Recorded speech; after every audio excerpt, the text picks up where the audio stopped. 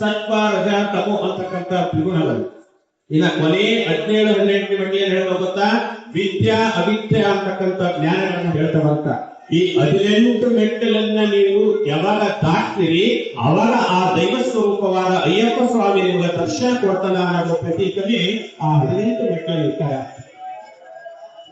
ಹಂಗಾಗಿ ನಾವೆಲ್ಲರೂ ಕೂಡ ಮಾಲೆ ಧರಿಸಿದಾಗ ಶ್ರದ್ಧಾ ಭಕ್ತಿಯಿಂದ ನಮ್ಮ ದೇಹವನ್ನ ಈ ಮಾಲಾಧಾರಣೆ ವೈಶಿಷ್ಟ್ಯತೆ ಏನ್ ಗೊತ್ತಾ, ನಾವು ಮಾಲೆ ಧರಿಸಿದಾಗ ಸಾಧ್ಯವಾದಷ್ಟು ಸ್ವಚ್ಛತೆಯನ್ನ ಶುಚಿತ್ವವನ್ನ ಇಟ್ಕೊಳ್ಳೋದು.